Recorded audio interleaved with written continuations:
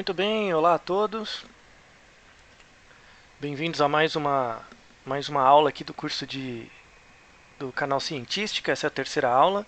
E nessa terceira aula nós vamos focar um pouco mais, vamos fazer um exercício prático sobre a lista de GMM, né, os modelos generalizados mistos, ou Generalized Mixed Models. Tá? É, Como não pode deixar de ser, né, para manter a lógica das aulas anteriores, eu vou fazer uma pequena apresentação do GMM, explicando rapidamente como ele funciona.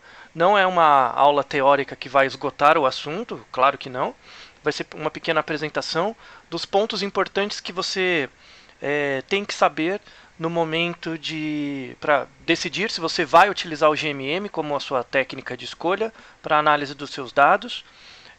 Como você faz para discriminar o GMM de outras técnicas de dados longitudinais, como o GEE, que já tivemos a lista 2, né, que o vídeo anterior da semana anterior foi sobre o GE, e também da análise mais convencional, que seria a ANOVA de medidas repetidas, né, ou a ANOVA pareada. Tá, vamos falar um pouco sobre isso. Além disso, vamos falar também sobre as vantagens do GMM, né, em relação sobretudo, à ANOVA de medidas repetidas, porque de fato você tem que usar o GMM ao invés da ANOVA convencional em vários casos, para vários tipos de pesquisa. E aí vamos falar um pouco mais dos detalhes relacionados ao GMM em si, né? Como a questão das matrizes de covariância, a questão de comparação dos modelos, que também tem no GE, né? A questão do A e C, eu vou explicar com um pouquinho mais de detalhe, falar um pouquinho mais sobre as matrizes de covariância e falar algumas dicas sobre como você pode fazer para identificar fatores fixos e aleatórios no seu modelo, porque no GMM a definição de quais dentre os fatores que você trabalha, quais fatores são fixos e quais são aleatórios, é uma questão muito importante para o GMM, né? Ele é um modelo muito robusto, muito interessante. Ele é uma alternativa a várias técnicas estatísticas que apresentam alguns problemas para analisar alguns tipos de dado, né? O GMM apresenta uma grande vantagem em relação a outras técnicas. No entanto, você tem que entender muito bem, razoavelmente bem, o que você está fazendo, tá? Porque a probabilidade de você gerar como output, né, um resultado irrelevante ou um resultado errado é muito grande se você não entender razoavelmente como funciona os parâmetros do GMM, né? Para que ele é feito e como interpretar os resultados. Tá? Então o objetivo dessa aula vai ser esse. Como sempre, né, eu acabo repetindo coisas que eu falei em listas, em vídeos anteriores. Então isso é feito propositalmente para reforçar um pouco o conteúdo. Né? E eu deixo coisas em aberto também. Então tem coisas que eu vou apresentar nesse vídeo que eu vou resolver no vídeo seguinte, para não carregar o vídeo, para ele não ficar muito mais longo do que normalmente ele fica. Tá? E também eu não vou esgotar o assunto sobre GMM nesse vídeo, obviamente, porque é um tema muito extenso. Eu também pretendo fazer uma aula teórica, um vídeo teórico sobre o GMM, assim como os temas dos vídeos anteriores. Tá? Então, esse vai ser só uma apresentação e a execução do teste de um exemplo no SPSS. Tá? Então, indo para a nossa apresentação, né, sobre o GMM, basicamente o que ele é. Né? Então, o GMM é o modelo Generalized Mixed Models. Em alguns livros, alguns textos ou na internet você acha como GLMM, tá? Esse L aqui, que é Generalized Linear Mixed Models. Esse vídeo ele trata dos dois testes, tá? Eu vou falar dos dois como se fossem sinônimos, porque o Generalized Linear Mixed Models é um caso particular do próprio GMM. Então, se você entender bem esse vídeo, com certeza você vai entender o GLMM sem nenhum problema. Tá? Entenda eles como sinônimos mesmo. Então, basicamente, o que é o GMM? Né? Ele segue um princípio muito parecido do GE. Então, relembrando o que é o GE, né? O GE ele é uma extensão dos modelos lineares generalizados. Essa definição, né, uma extensão dos modelos lineares generalizados, se aplica ao GMM também. né, para acomodar dados longitudinais. Então, tanto o GE como o GMM são testes que tratam de dados longitudinais, né, que tratam com testes com medidas, com variáveis que foram observadas ao longo do tempo num certo número de unidades de análise, sejam indivíduos, ratos, células, o que quer que seja. Porém, o GMM tem um adendo. Tá? O GMM tem um adendo. Opa! O GMM tem um adendo que é uma extensão dos modelos lineares para acomodar dados longitudinais, onde podemos inserir efeitos aleatórios em adição a efeitos fixos. Tá? Essa parte em negrito, né, é o que o GMM provém a mais, é o que ele oferece que o GE não oferece. Quando você faz uma análise baseada em GE, todos os efeitos que você está analisando são efeitos fixos, a rigor. Tá? O GMM ele permite também inserir efeitos aleatórios de interesse. Eu vou definir mais adiante o que é um efeito fixo e um efeito aleatório. Tá? Basicamente, o efeito aleatório é quando todos os níveis na população não são representados na sua amostra. Só para dar um exemplo, né? Por exemplo, quando eu trabalho com uma amostra, eu não trabalho com a população, obviamente. A amostra é uma parte da população, né? Eu trabalho com um pedaço da população. Logo, praticamente sempre, né, em quase todos os casos, a variável indivíduos, os indivíduos são considerados fatores aleatórios. Por quê? Porque todos os indivíduos que eu tenho na minha amostra, por maior que ela seja, não são os mesmos níveis, não são todos os mesmos indivíduos que estão presentes na população. Ou seja, eu tenho muito mais indivíduos na população do que na minha amostra. Tá? Logo, eu não tenho todos os níveis dos indivíduos esperados na população na minha amostra. Por isso, a variável indivíduos, né, o sujeito, é uma variável considerada um efeito aleatório. Tá? Nesse sentido, quando eu faço um GE, né, quando eu faço unicamente um GE, a expectativa que o GE tem é que os seus indivíduos eles são considerados como independentes, eles são considerados como fatores fixos. Ou seja, a coleta de dados que você fez é baseada numa amostra casual simples ou num processo de amostragem que foi pensado a priori, é um processo amostral que foi bem planejado. Porém, creio que todo mundo que assiste esse vídeo e trabalha com pesquisa aplicada sabe que em muitos casos a gente não consegue fazer um processo amostral adequado.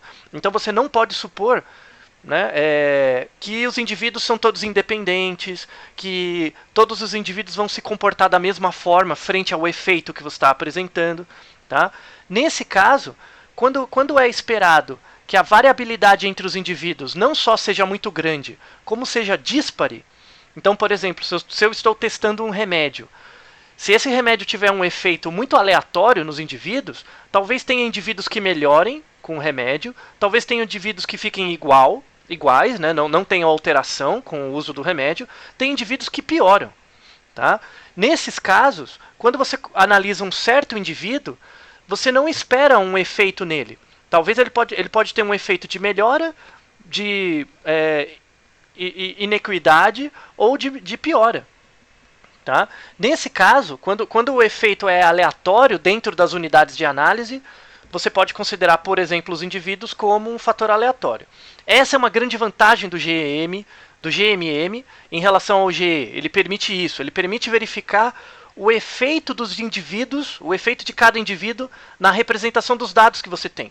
Tá? Isso torna o GMM muito poderoso e também ele demanda um pouco mais dos dados. Tá? Ele demanda um pouco mais, tanto de coleta de dados, né, o N da amostra tem que ser um pouco maior, como ele demanda também de certas especificações do modelo, que eu vou falar um pouquinho mais para frente. Tá? Como não podemos deixar de ser, né, é sempre bom lembrar de quem está por trás desses testes, o modelo misto, GMM, tem como criadores, assim, ou os primeiros pesquisadores que publicaram coisas apresentando o GMM, o John Nelder.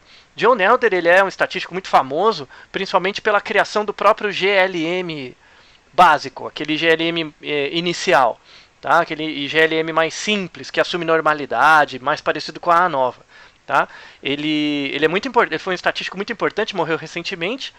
O Peter, também, McCulloch, ele está vivo ainda, ele é professor emérito da Universidade de Chicago, né? Esses dois estatísticos são os primeiros que começaram a trabalhar lá atrás, né, na década de 70, 80, né, com os modelos mistos generalizados.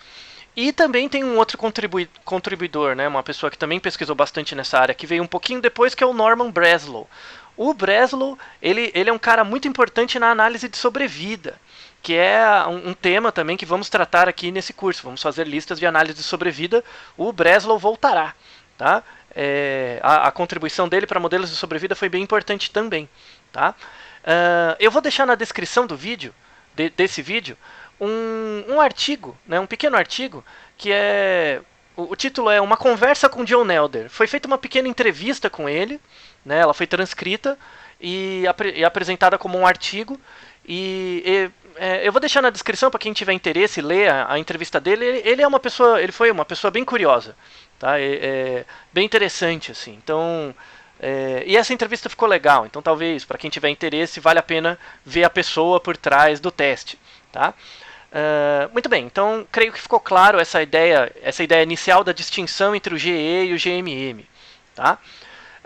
Vamos relembrar. No vídeo passado também falamos das vantagens do GEE em relação à nova pareada. Agora vamos falar das vantagens do GMM em relação à nova pareada.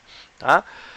A primeira grande vantagem, que o GMM ele assume como variáveis dependentes, como medidas que você vai comparar ao longo do tempo, não necessariamente apenas medidas contínuas, que são as medidas que a ANOVA aceita. Então, por exemplo, se eu quiser usar uma ANOVA, né?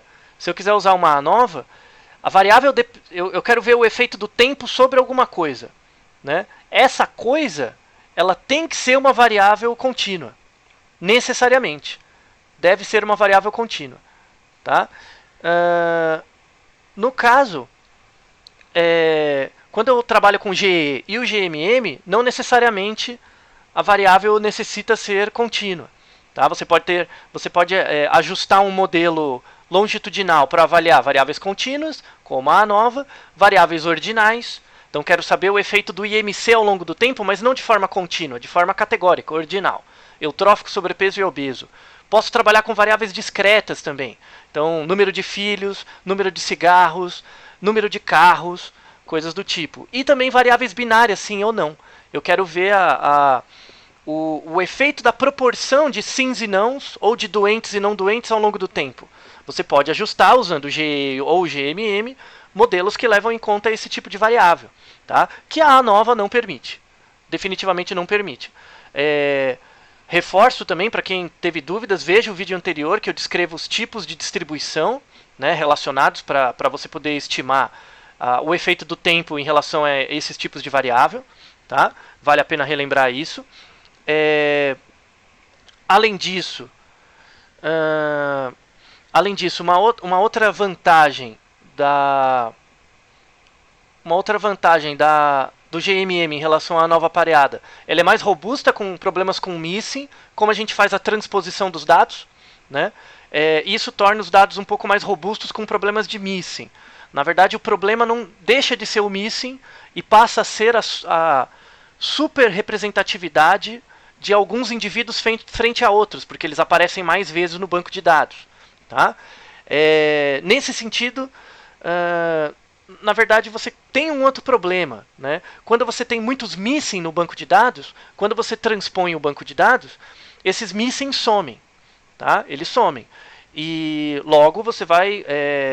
o teste em si ele ganha poder. No entanto, você vai ter um outro problema. Os indivíduos que têm menos missings, eles vão ser mais representativos para o resultado final do que os indivíduos que têm mais missing, porque eles vão aparecer menos.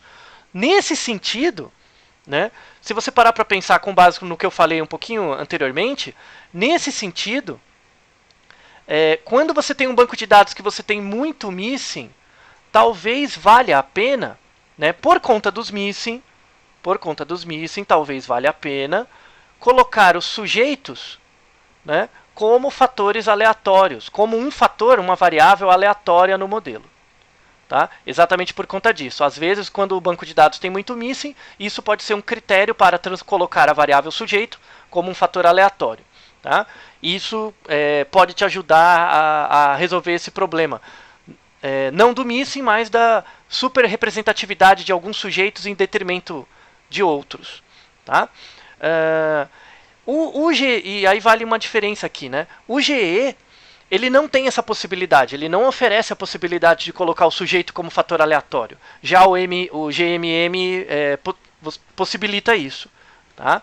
Então, vamos fazer exemplos mais para frente em outras listas, onde isso vai ficar mais claro, eu retomo esse raciocínio. Uma outra vantagem do GMM, né? Podemos fazer modelos com hierarquia entre os níveis das variáveis independentes qualitativas. Então, por exemplo, quando eu imagine o seguinte caso. Eu quero saber, por exemplo, eu tenho uma variável dependente. Tem uma variável dependente que é a nota, tá? De um aluno. Eu avaliei de um grupo de alunos. Eu avaliei essa nota em 2 momentos. Tem a nota 1 e a nota 2, tá? Além disso, eu tenho outras informações sobre o aluno. Eu sei a classe que ele faz parte, né? Se ele é da classe A ou B, enfim, e a escola que ele faz parte. Tá? Ele pode fazer a parte da escola A1, A2, A3 e por aí vai. Tá? Se eu trabalhar, eu quero saber o efeito do tempo, o efeito da variação ao longo do tempo na nota. Quero saber o efeito da classe que ele estuda. Será que se ele estuda numa certa classe, isso aumenta a nota dele? Ele gera uma variação da nota maior? E se ele estuda numa certa escola, gera também um efeito? Tá? Posso querer saber isso. Se eu usar uma ANOVA convencional, ele vai considerar o efeito da classe, o efeito da escola e o efeito do tempo. Ele vai considerar esses 3 efeitos. Eu vou ter uma ANOVA de 3 vias, ou ANOVA three-way, né? Uma ANOVA three-way, porém eu vou ter um problema. Tá? Essa ANOVA de 3 vias, ela vai considerar, pela própria característica da ANOVA pareada, ela vai considerar esses efeitos aqui, classe, escola e tempo, como efeitos independentes uns dos outros. Então, quando eu olho o efeito da classe, ele não vai ter nada a ver com o efeito da escola. E claro, é óbvio, ululante, que eu tenho uma relação de dependência, de hierarquia, entre essas duas variáveis. É claro que, dentro de uma escola, eu tenho várias classes. Dentro de uma escola e dentro de outra escola. Tá? Claro que vai ter uma hierarquia, vai ter uma relação de clusterizada entre esses 2 efeitos. Então eu não posso considerar eles independentes. Nesse sentido, se eu analisar o efeito da classe, da escola e do tempo sobre as notas, usando uma ANOVA pareada, eu vou estar incorrendo num erro de análise. Não é uma coisa assim que é menos correto fazer. Não, está errado fazer. Você tem que fazer uma análise hierárquica aqui.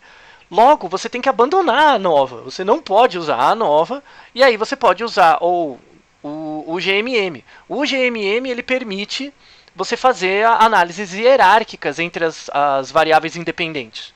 Tá? A próxima lista vai ser um exemplo de análise hierárquica, para a gente verificar bem esse efeito. Mas representa uma grande vantagem do GMM em relação a outras técnicas.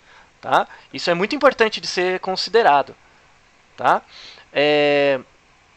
Outra vantagem importante, a ANOVA pareada, ela trata o efeito do tempo apenas como uma variável categórica. O que isso quer dizer? Né? O que isso quer dizer? Deixa eu só apagar essa parte aqui para facilitar a visualização de vocês. Tá? O que isso quer dizer? A ANOVA pareada trata o efeito do tempo como uma variável categórica. Veja, isso é uma coisa bem interessante, tá? Que é uma vantagem do GE e do GMM em relação à ANOVA. Pensa o seguinte, pensa que eu estou observando uma certa variável, tá? Pensa que eu estou observando uma variável aqui em 4 momentos. Tá? Esse é um tipo de desenho de pesquisa muito comum. Eu tenho uma certa variável, imagina uma variável QI, por exemplo. Aí eu olho o QI no tempo 1, no tempo 3, no tempo 6 e no tempo 9. Tá? A ANOVA pareada ela vai considerar cada um desses níveis de tempo como um grupo. É o grupo tempo 1, o grupo tempo 3, tempo 6 e tempo 9. Ele considera isso como uma variável categórica. Tá? Tempo, são os níveis de tempo. Nesse sentido, ó, como a diferença entre o tempo 1 e o 3 é igual à diferença entre o 3 e o 6 e o 6 e o 9, né? Aqui eu tenho 3, aqui eu tenho 3 e aqui eu tenho 3. Como a diferença entre os tempos ela é equivalente, tá? Se eu aplicar uma A nova ou um GE ou um GMM aqui, tudo bem. Tá? Se eu aplicar uma A nova, um GE ou um GMM, se você atender os pré-requisitos, né, se os pré-requisitos forem aceitos da A nova, o resultado vai dar igual. Tá? Até aí tudo bem. No entanto, você vê em vários trabalhos que você tem situações em que a diferença entre os níveis de tempo não é a mesma.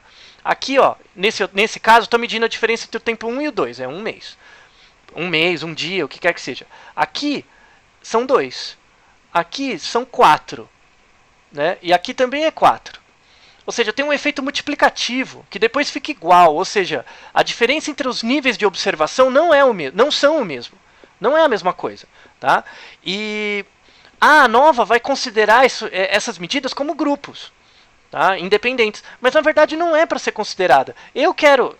A distância entre esse cara aqui ela é menor do que a distância entre esse, que é menor do que esse, que é igual a essa. Em relação a essa última medida. Tá? Eu quero considerar o tempo como uma quantidade, não como pontos que eu estou observando. A nova não permite que isso seja feito. O GMM e o GE permitem. Tá? Isso é uma grande vantagem também. Então, por exemplo, se você estiver fazendo um desenho de estudo, que você observa suas unidades de análise em momentos, e as diferenças entre esses momentos não são as mesmas, está errado usar a nova de medidas repetidas. Você tem que usar a GE ou GMM. Tá? Então, essa é uma outra enorme vantagem dessas técnicas, desses modelos generalizados em relação a outros modelos. Tá? Então, está na hora de começar os artigos não vão começar mais a ser aceitos daqui a algum tempo, caso você use a nova pareada numa situação como essa. Então, é hora de começar a atualizar. Tá? E uma outra desvantagem da nova pareada, ela sofre quando as repetições são desbalanceadas. Esse exemplo é muito comum. Tá? Imagine a seguinte situação. Eu estou observando, por exemplo, imagina que eu estou observando um ratinho. Tá? Eu tenho aqui uma caixinha qualquer, e essa caixinha ela apresenta um certo estímulo. Tá? Esse estímulo vai ser sempre o mesmo. Então, eu vou colocar um certo rato, eu desenho mal, então isso aqui é o meu rato. Tá? Eu vou colocar um rato dentro dessa caixa. Ele vai ser exposto a esse estímulo, né? E aí ele pode emitir vários comportamentos, quando ele foi exposto a esse estímulo dentro dessa caixinha. Eu deixo ele por um tempo. Eu vou fazer num papel, eu vou contar, ao longo de, sei lá, 1 minuto, que eu fiquei observando o rato, quantas vezes ele fez freezing, quantas vezes ele tentou correr, quantas vezes ele tentou se esconder. Tá? Eu vou contar, eu vou enumerar isso. Tá? Então, ao longo de, sei lá, 1 minuto de observação, né, ao longo de 1 minuto ele emitiu tantas quantidades de cada um desses comportamentos. Aí eu tiro esse rato e coloco o outro rato. Tá? Os ratos são diferentes, eles são independentes um do outro. Tá? Então, por exemplo, talvez os ratos, cada indivíduo, cada rato, tenha certos aspectos idiosincráticos deles, intrínsecos do rato, que predispõem esses ratos, a emitir um número de comportamentos maior, por exemplo, de freezing do que de correr. Então, por exemplo, quando eu coloco o rato 1, por uma questão intrínseca do rato, esse rato tem uma maior probabilidade de fazer freezing do que correr.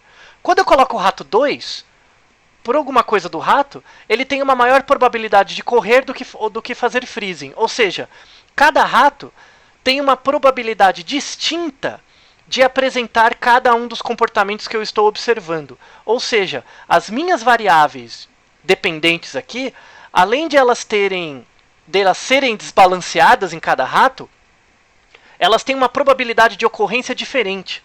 Tá? Um outro exemplo mais claro disso ainda é para quem trabalha, por exemplo, com primatologia, quem trabalha com macaco. Principalmente dependendo da espécie de macaco, os macacos em geral são muito hierárquicos. Tá? Então, tem certos tipos de comportamento que é muito mais provável um macho dominante fazer do que uma fêmea. Ou um macho menos dominante. É muito mais provável um macho dominante executar um certo comportamento do que um macho menos dominante. Logo, óbvio que vai ter um desbalanceamento na quantidade de observação de uma certa variável que eu vou ter em função da hierarquia do macaco. Né? A nova pareada pode sofrer muito quando esse desbalanceamento é muito grande. Tá? Já o GMM não. O GMM permite você controlar isso colocando o sujeito como fator aleatório.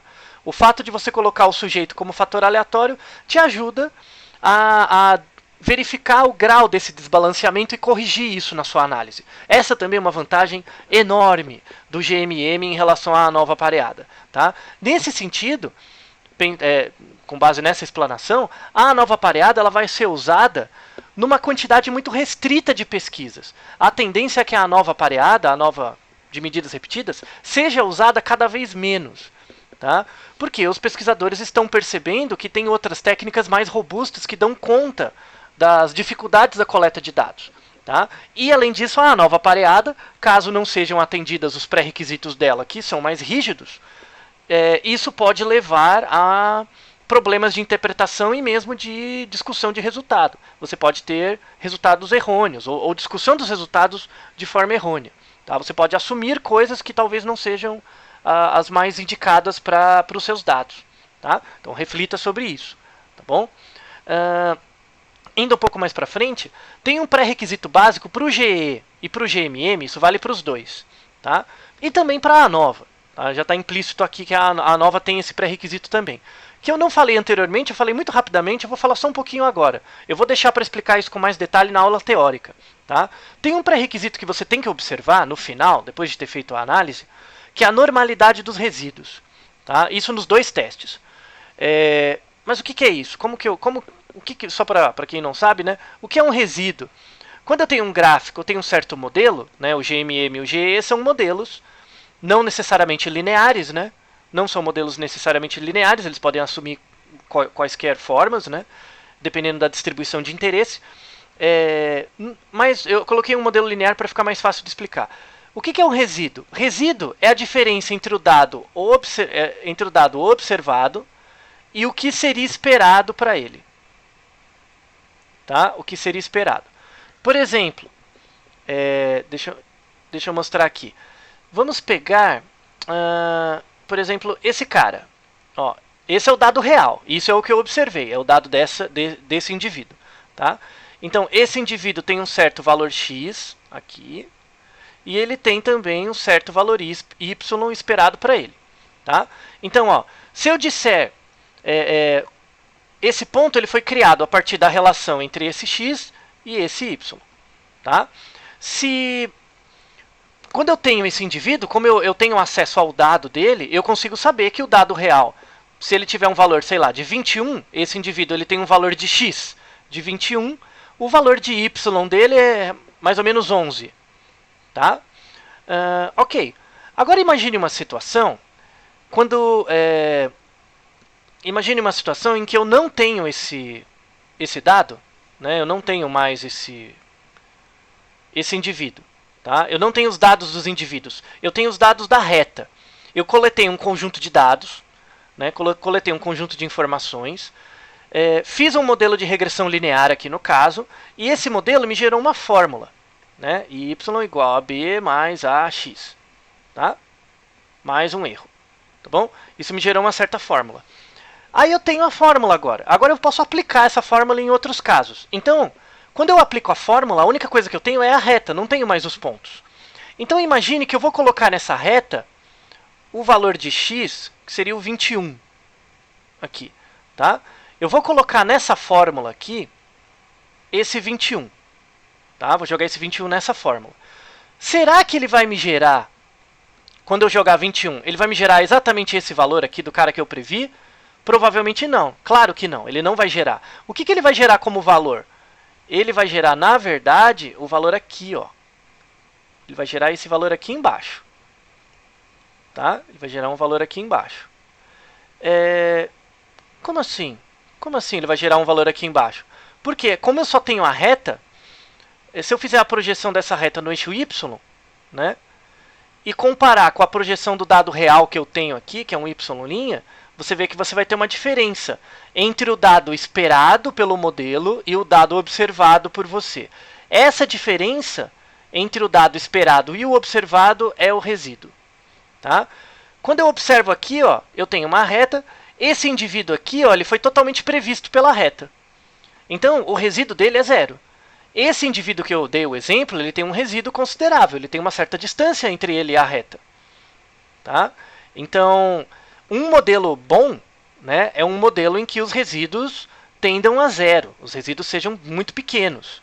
É que os indivíduos caiam em cima da reta que eu gerei. Tá? Claro que isso é quase impossível de acontecer, né, de você ter um modelo com resíduo zero, a menos que você tenha um modelo com duas observações só, né, que aí não faz nenhum sentido.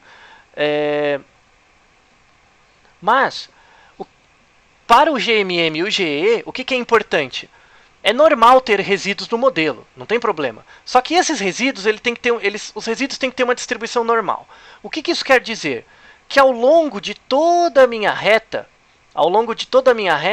os indivíduos, os resíduos, a distância entre os pontos e a reta, são mais ou menos a mesma.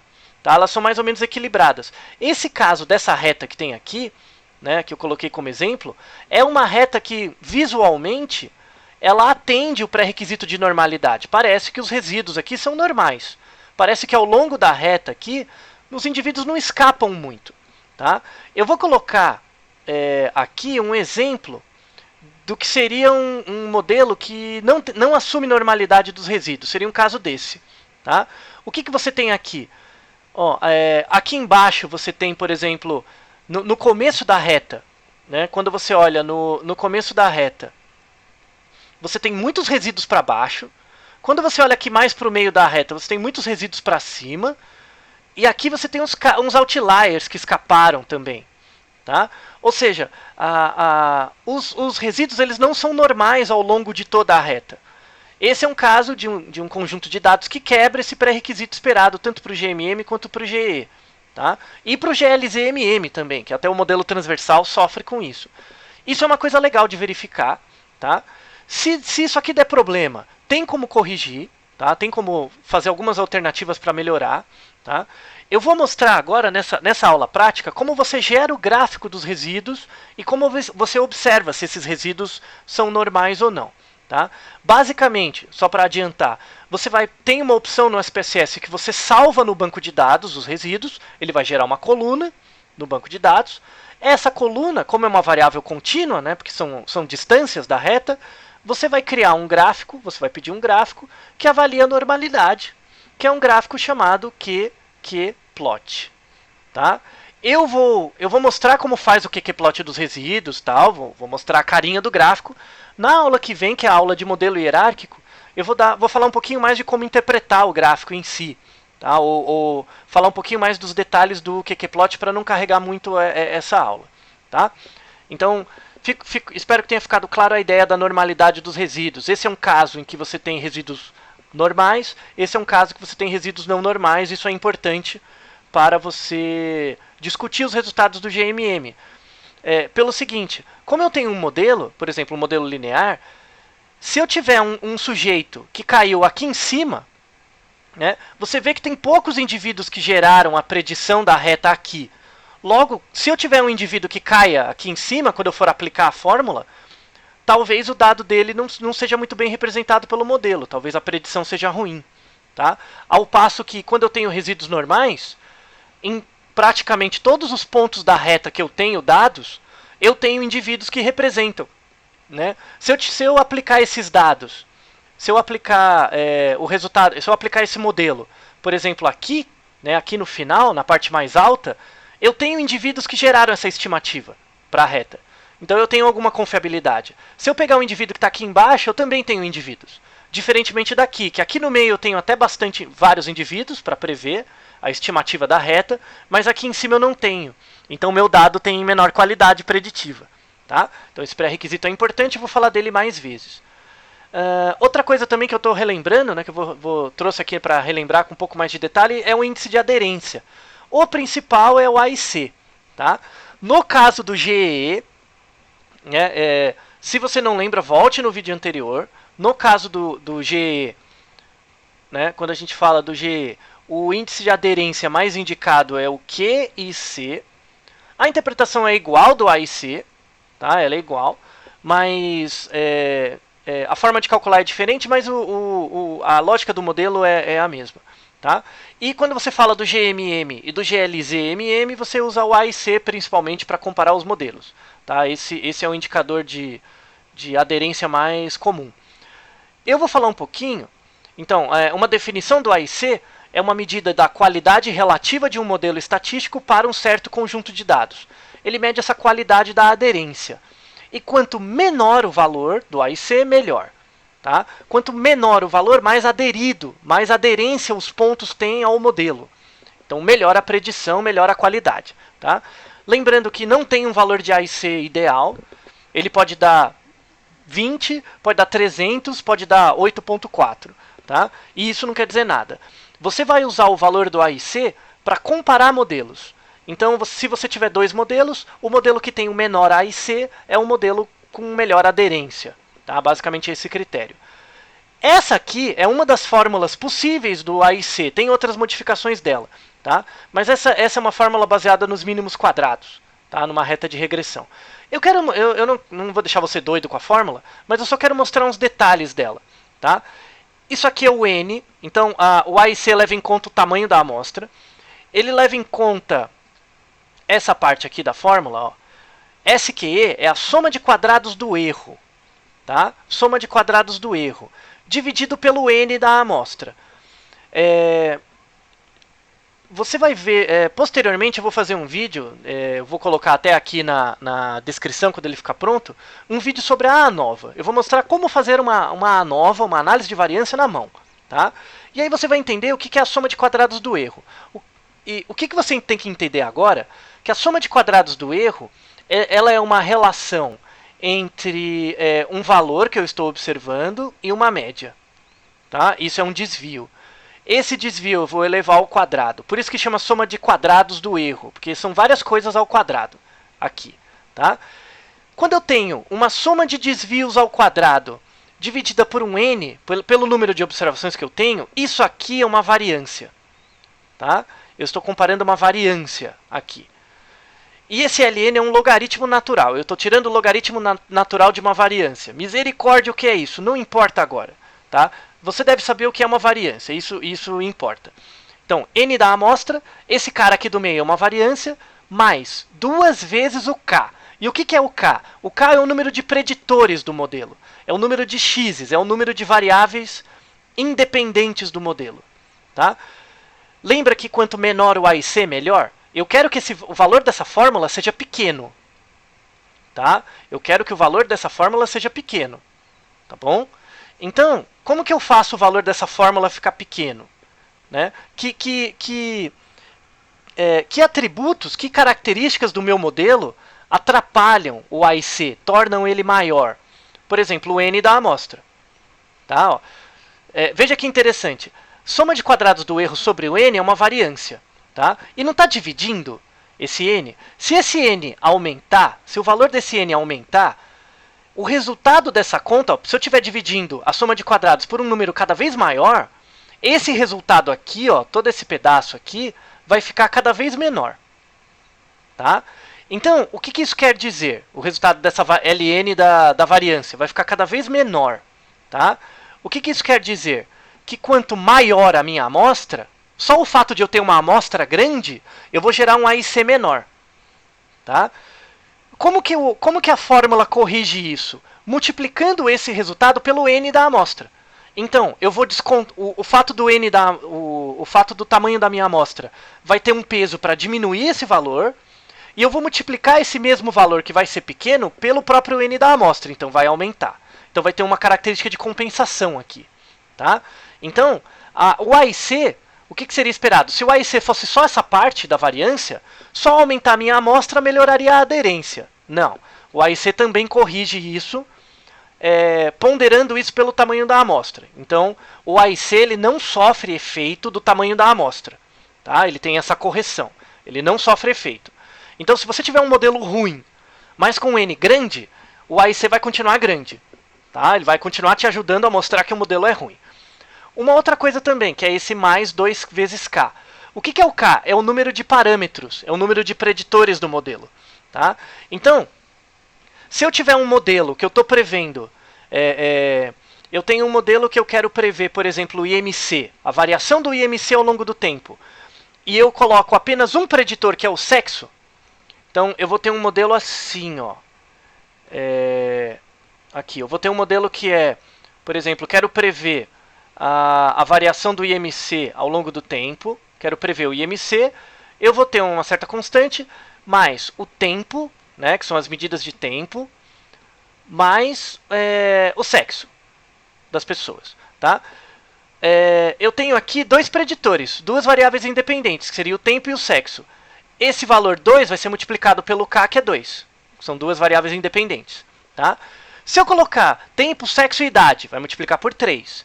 Se eu colocar outras variáveis, vai multiplicar cada vez mais. Ou seja, quanto mais preditores eu colocar no modelo, quanto mais preditores, isso vai ter um peso para aumentar o AIC. Tá? Ou seja, quanto mais complexo o meu modelo, quanto mais variáveis ele tiver, menor vai tender a ser a aderência. Tá? Então, como que eu posso fazer?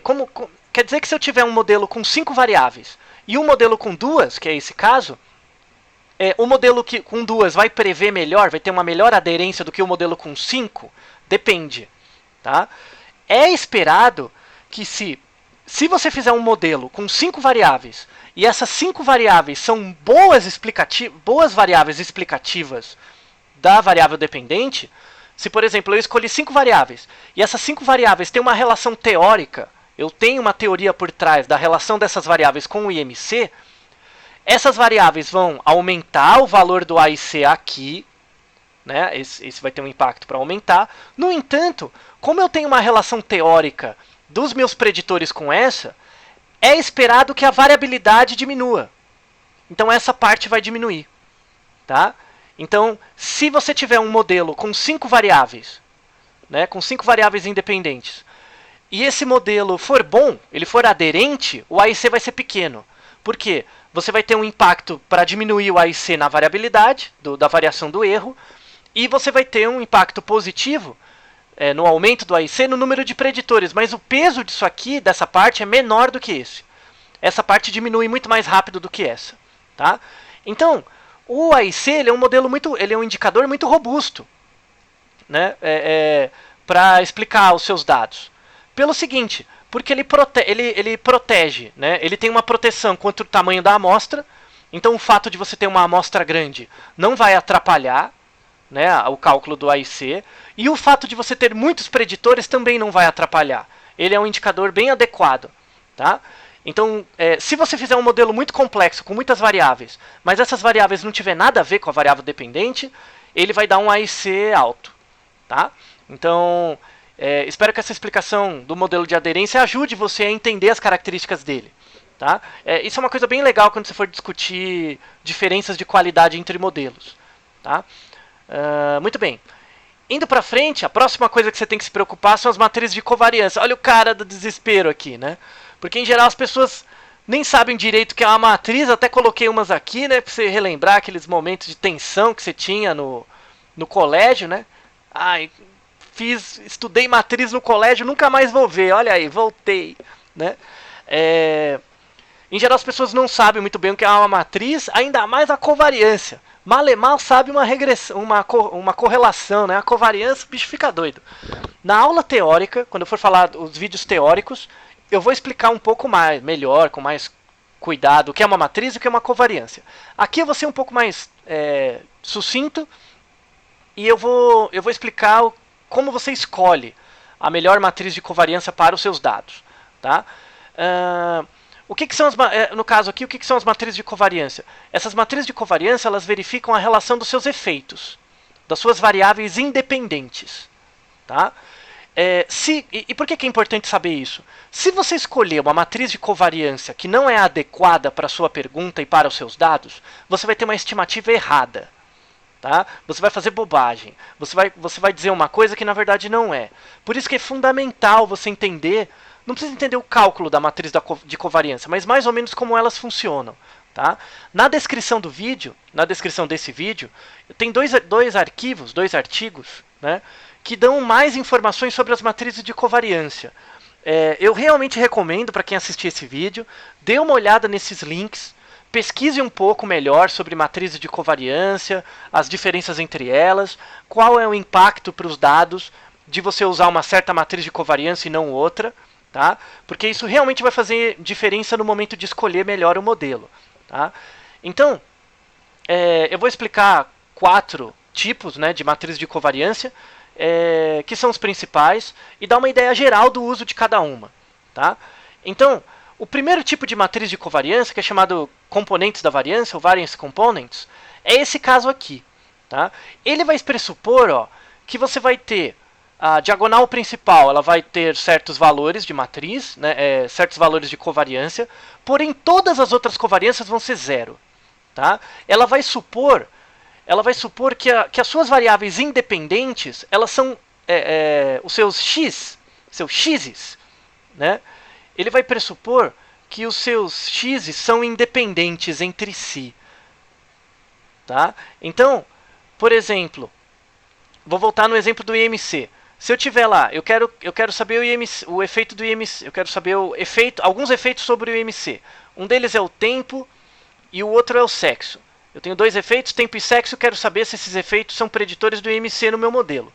Quando você escolhe esse Variance Components, você está assumindo que o tempo e o sexo, o efeito que eles exercem sobre o IMC é independente. O efeito que o tempo exerce é uma coisa e o sexo é outra. Tá? É muito difícil assumir isso. Essa matriz de covariância, que pressupõe independência, ela é a matriz mais simples. Ela estima mais rapidamente o modelo. Só que ela estima de uma forma muito simplista a relação dos efeitos com a sua variável dependente. Tá? Então, use isso, é muito raro. Raramente você vai usar esse tipo de matriz de covariância em dados reais. Tá? Isso é bem importante ser notado, porque dificilmente você pressupõe independência. Você tem um outro tipo de matriz de covariância que é chamada simétrica, ou na linguagem, o compound symmetry. Tá? Você tem uma estrutura da relação entre os efeitos das variáveis independentes bem conhecida, porém você não espera que as covariâncias sejam zero. Tá? Não quer dizer que elas são independentes. Existe um nível de dependência entre os efeitos. Porém, todos os efeitos são iguais. Tá? Então, eu acho que tem uma relação entre o efeito que o tempo gera sobre o IMC e o efeito que o sexo gera sobre o IMC. Eu acho que tem uma relação entre essas coisas. Só que essa relação é sempre igual. Tá? Independente do sexo da pessoa, ou independente do momento do tempo que eu estou analisando a relação, a covariância é sempre a mesma. Tá? Repare que essa matriz de covariância ela é simples, tá? Só que ela não é tão simplista quanto essa primeira, que assume zero, que é totalmente independente. Ela não é tão simplista. Só que ela também é simples, porque ela assume que as covariâncias são iguais. Sempre iguais. Independente do ponto do temporal ou do grupo que você está observando, as covariâncias são sempre iguais. Ela é um pouco mais complexa que essa, mas também veja com reservas. O uso de matrizes simétricas. Tá? Isso é específico. Esse tipo de matriz de covariância é utilizada quando você está avaliando efeitos que têm um peso bem robusto sobre a variável dependente e um peso bem constante e determinado. Tá? É uma variável que tem um efeito bem esperado. Tá? Se você pensar um remédio, por exemplo, independente do tempo, o remédio sempre vai ter o mesmo efeito, sabe? O efeito é bem constante. A função dose-resposta do remédio é bem constante. Aí pode ser uma situação em que você utiliza uma matriz de componentes simétricos. A terceira é a matriz diagonal. Tá? Um terceiro tipo de matriz de covariância. a variância entre as medidas são heterogêneas e independentes entre si. Ela é bem parecida com o Variance Components, tá? Porém, ela é mais simples ainda.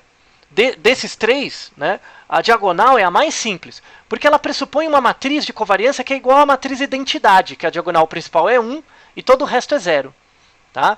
Aqui, a diferença entre o 1 e o 3, né, entre componentes da variância e o diagonal, é que quando você coloca diagonal, a opção diagonal, ele vai pressupor que a covariância entre as suas variáveis é total. Então, além da covariância entre ela e ela mesma ser totalmente igual, elas são totalmente independentes. Tá? É muito raro. Eu não lembro, não tenho em mente uma situação real, né, com dados reais, onde a matriz diagonal é utilizada. Tá? É só em situações onde nenhum dos outros modelos converge, você não consegue estimar nada, porque a qualidade dos dados é ruim, ou o N é pequeno, enfim, que é a única alternativa. Tá? Porque de todos ele é o mais simples, ele é o mais fácil de estimar, ele requer menos graus de liberdade, porém ele é o mais simples, né? Ele interpreta a relação entre os seus efeitos de uma forma muito leviana e simples. Tá? Só utilize a matriz diagonal quando você não conseguir convergir nenhum dos outros. Tá? Quando for muito ruim, o modelo der erro em todos os outros casos. O modelo 3, aqui não é 3, aqui é 4. O modelo 4, né, ele é o AR. AR quer dizer modelo autorregressivo. Tá? Aqui é o 4. Modelo autorregressivo de ordem 1. A característica desse modelo, ele pressupõe que o relacionamento entre as variâncias muda de uma forma sistemática. Tá? Então, é como se você tivesse algo assim. Aqui é o tempo, você está observando as variáveis, o efeito do tempo, então tem tempo 1, tempo 2, tempo 3, tempo 4. A mudança da sua observação ao longo do tempo, ela pode ser algo, por exemplo, assim, ó. Então, aqui ela muda um pouco e a mudança vai aumentando. É um grau multiplicativo da mudança, do efeito que você está observando. Então, tem uma mudança, e essa mudança acontece de forma sistemática. Tá? Ela muda sempre na mesma proporção. A cada observação que você olha a pessoa, ela muda um tantinho. Esse tantinho pode ser multiplicativo. Então, a pessoa pode ter no momento 1 o grupo de indivíduos 2, depois 4, depois 6, depois 8. É um grau multiplicativo de 2, né? Tá aumentando. 2 unidades, é um grau aditivo, na verdade, né? Tá aumentando sempre 2 unidades. Ou pode ser um grau multiplicativo, 2, depois 4, depois 8, depois 12. Né? Tá tendo um grau 4, então tendo um grau maior. Tá? Se você pressupõe que a relação do efeito da variável independente que você tem sobre a dependente tem uma relação aditiva ou multiplicativa, né? Use o modelo AR1. O modelo AR1 tem um problema, que é quando você tem uma situação que, quando você tem tempo, né, aqui o efeito do tempo, você tem um caso assim, ó. Então, o dado subiu e depois desceu. Tá? Ou seja, o efeito não mudou de forma sistemática, ele não mudou sempre aumentando ou sempre diminuindo. Ele fez um bico. Tá? Quando faz bico, os seus dados têm esse bico, não é uma boa ideia usar o AR1. Por exemplo, isso é uma pequena dica inicial. Tá? Vá na literatura nos 2 artigos que eu coloquei como na descrição do vídeo como referência e dê uma olhada neles para você entender um pouco melhor aqui e pesquise mais sobre isso. Tá? Isso é bem importante. E o último tipo, né, que é o 5, é o não estruturado. A matriz de covariância não estruturada, a rigor, é quando você não tem nenhuma ideia do padrão de relação entre os efeitos das suas variáveis independentes. Eu não sei. Ela se dá de uma forma não prevista. Eu não sei como é. Então você vai você vai pressupor que cada medida vai ter uma covariância diferente. Tá? Quando você não sabe nada da relação, você não tem nenhuma ideia da relação entre as suas variáveis, você vai pressupor que é não estruturado. Tá? Você vai pressupor que é não estruturado. No entanto, esse é o modelo mais complexo. Como ele é mais complexo, ele demanda mais graus de liberdade. Logo, ele vai demandar um N maior. Tá? Então, se você tiver uma situação em que, por exemplo, você vai colocar o sujeito como fator aleatório, isso também tem um impacto no aumento da amostra e na complexidade do modelo. Você vai colocar o sujeito como fator aleatório. Você vai colocar também... O N já não é tão grande. Tá? Pode ter algumas situações em que você escolhe um modelo não estruturado e o modelo não converge. Você vai fazer o modelo, ele dá erro, tá? Ele dá erro porque o N que você tem, ou o número de níveis que você tem é muito grande, ou o seu N não é muito pequeno, e aí ele não dá conta de estimar os parâmetros quando você escolhe isso aqui, tá? Ele é o mais complexo. Então, quando você não tem nenhuma informação sobre a matriz de covariância dos seus dados, utilize o não estruturado. No entanto, pode ser que ele não dê convergência, tá? Então você roda o modelo, acende uma vela para Nossa Senhora da Convergência, que é a padroeira dos estatísticos, e mesmo assim a Nossa Senhora da Convergência chega para você e fala: ó, meu filho, você está pedindo demais, não vai rolar, o modelo não vai convergir. Então você vai ter que utilizar uma das outras matrizes de covariância. Daí você vai ter que pensar um pouco qual matriz seria a mais adequada. Tá? Essas são as 5 principais, tem várias outras. De novo, recomendo que você dê uma estudadinha um pouco mais sobre os tipos de matriz de covariância e acompanhe a aula teórica, o vídeo teórico que será feito posteriormente para você se aprofundar nisso. Tá? Muito bem.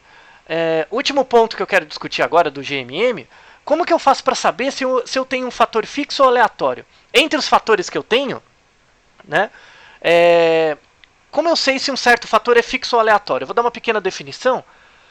O que é um fator fixo? Como eu falei anteriormente, fator fixo é quando todos os níveis de uma variável que é esperado, todos os níveis esperados na população estão representados em meu estudo. Representados em meu estudo. Tá? Como assim? Né? Como assim? Vamos dar um exemplo. Por exemplo, imagine que eu tenho a variável sexo, eu quero ver o efeito do sexo. E eu vou pressupor, isso é uma pressuposição, que na população você tem apenas homens e mulheres. Tá? Vou pressupor isso. Se eu coletar na minha amostra homens e mulheres, eu vou ter os 2 níveis que eu observo no sexo que são esperados na população. Logo, todos os níveis esperados na população estão representados no meu estudo. Logo, o sexo é um fator fixo no meu estudo. Tá? Se eu tiver, por exemplo, eu quero estudar tipo de remédio. Tipo de remédio. Tá? Você vai concordar comigo que existem, sei lá, centenas de milhares de tipos de remédio na população, para várias coisas. Porém, no meu estudo, eu só peguei 3 tipos de remédio. Remédios A, B e C. Só 3 tipos. Um analgésico, um antidepressivo e um calmante. Tá? Um fitoterápico. Peguei 3 tipos de remédio. Na população existem muito mais tipos de remédio do que esses 3. Logo, na minha amostra, eu não estou representando todos os níveis que eu gostaria na população. Logo, o tipo de remédio, ele pode ser considerado um fator aleatório nesse caso. Tá? Porque eu não tenho representado aqui todos os tipos que seriam esperados. E uma variável que é um fator aleatório quase por definição é o sujeito. É a variável indivíduo. Né? Porque você sempre está coletando um dado amostral, você está coletando uma amostra. Você está estabelecendo estimativas a partir de uma amostra. Né? Como essa amostra é composto de sujeitos e você não está usando toda a população, a rigor sujeito é um efeito aleatório quase sempre. Tá? Uma exceção em que os sujeitos não são fatores aleatórios é quando você faz, por exemplo, um Randomized Control Trial. Tá? Um RCT, um estudo randomizado, estudo clínico randomizado. Por quê? Em geral, em estudos randomizados, quando eles são bem feitos, bonitinho, você, na etapa de seleção dos indivíduos, você faz vários fatores de inclusão e exclusão. Né? Você vai coletar uma amostra bem representativa de uma subpopulação de interesse. Tá? Então, eu quero pessoas, sei lá, de 18 a 30 anos, com tais características, que sejam saudáveis segundo tais critérios. Tá? Quando você faz uma amostragem que é bem homogênea e restrita, né, nesses casos você pode supor o indivíduo como um fator não aleatório, ou a aleatoriedade inerente aos sujeitos, como quando você faz uma amostragem homogênea. Todos os sujeitos são muito parecidinhos entre si, né, por conta dos fatores de inclusão e exclusão. Os indivíduos são todos parecidos. Você vai pressupor que eles não variam muito. Se eles não variam muito, isso pode ser um fator que faça você acreditar que não vale a pena colocar sujeito como um fator aleatório, porque todos eles são bem parecidos. Tá? Então, essa é uma discussão interessante, a gente pode fazer isso depois também no vídeo teórico, mas já vá pensando sobre isso. Tá? Porque, por exemplo, essa é uma decisão que você toma em relação se você usa GE ou GMM. Então, quando você trabalha, sei lá, em pesquisa clínica, e você supõe que a pesquisa clínica é bem feita, que os sujeitos foram bem selecionados, fatores de inclusão, exclusão, tudo bonitinho, né? Normalmente em estudos clínicos, né, bem controlados, você utiliza GEE. Você não utiliza muito GMM, não faz muito sentido colocar o indivíduo como fator aleatório, então você utiliza como GEE. Quando você faz estudos clínicos, tá, que não são farmacêuticos, estudos clínicos assim, que você pega os pacientes no hospital, ou você usa dado de prontuário, que era quem estava ali no dado. Você não fez uma pré-seleção dos indivíduos, você pegou dados secundários que já estão ali. Né? Você não tem muito controle da origem e nem da variabilidade dos indivíduos. Nesse caso, talvez valha a pena colocar os indivíduos como fator aleatório e aplicar um GMM. Tá? Reflita sobre isso, tá bom? E aí, acabei dando a definição de fator aleatório, é quando nem todos os níveis estão representados na minha amostra, né? Nem todos os níveis populacionais. Tá? Então, pense sobre isso no momento de pensar os efeitos que você está avaliando, se eles são fixos ou aleatórios. Não tem receita de bolo para isso. Tá? Na verdade, é realmente uma meditação, é um treino que você vai fazer, você vai discutir com outras pessoas, tá? Não é consensual. Mesmo na área, entre os estatísticos, assim, se o estatístico não entende muito bem o problema da pesquisa, ele tem dificuldade em dizer o que é fator fixo e aleatório. Tá? Então, essa decisão é uma decisão que, no limite, depende basicamente do pesquisador, muito mais do que do estatístico. O estatístico até pode dar palpite, mas, em geral, depende muito do pesquisador, porque o pesquisador entende a natureza dos dados dele. Tá? E como você faz para decidir isso, né, se é fator? Tem casos que é óbvio que é fator aleatório, tem casos que é óbvio que é fixo. Mas tem uma área cinza, tem uma situação, algumas situações, que eu fico em dúvida, eu não sei. E aí eu vou apresentar três métodos. Três métodos que podem te ajudar a justificar por que uma certa variável é um fator fixo ou aleatório no modelo. O primeiro é por questão teórica. A teoria me permite afirmar isso, que tal variável é fixa ou tal variável é aleatória, é uma questão teórica. E, na verdade, isso aqui está em ordem de preferência. O ideal é você conseguir justificar sempre pela questão teórica, porque você tem um arcabouço teórico por trás para justificar que uma certa variável é considerada um fator fixo ou aleatório na sua pesquisa. Como esses modelos são pouco utilizados ainda na área aplicada, em geral você tem pouca discussão teórica sobre isso. Tá? Mas esperamos que a médio, longo prazo, isso passe a ter uma frequência maior. Tá? Quando você não tem nenhuma hipótese teórica, você pode ir para o segundo método, que é uma análise gráfica do padrão das unidades de análise. Nessa aula prática, eu vou mostrar como fazer o gráfico. Tá? Eu vou deixar a explicação do gráfico, os detalhes sobre o gráfico, mais para frente, tá? Para a próxima aula, para a aula da semana da lista 4. Tá? Aí eu vou explicar um pouco melhor o que você tem que olhar no gráfico certinho. Eu vou produzir o gráfico agora, tá? Só para você saber como faz. E o terceiro método é calcular o ICC, que é a correlação intraclasse. Tá? Você pode calcular a correlação intraclasse dos seus efeitos e verificar se o ICC for maior que 5%, essa variável é um candidato a ser um fator aleatório. Não, mas como assim? Você nem falou o que é o ICC? Como assim? O que é isso? Eu vou explicar na lista 4. Então aqui é só uma apresentação. Tá? Aqui eu só vou apresentar que essas são as três estratégias que você pode fazer para definir se um certo fator pode ser considerado como fixo ou aleatório. Questão teórica, análise gráfica dos indivíduos, né, dos padrões das unidades de análise, e o cálculo do ICC. Tá? Isso vai ficar mais claro, eu vou retomar isso na próxima lista. Tá? Muito bem. Então, peraí. Muito bem. Vamos agora para o nosso banco de dados. Né? Inicialmente vamos para a nossa lista, claro. Né? Vamos para a nossa lista, vamos verificar a lista de hoje. Veja o banco New Drug. Ai meu Deus, esse banco de novo. Pois é. Tá? Prometo que é a última vez que uso esse banco. Tá bom? Prometo que é a última vez que eu uso. Eu escolhi usar o mesmo banco de dados em todas essas aulas iniciais para que você preste mais atenção na execução da análise do que na questão teórica do banco em si. Tá? Tem um critério didático por trás disso, sim. Tá?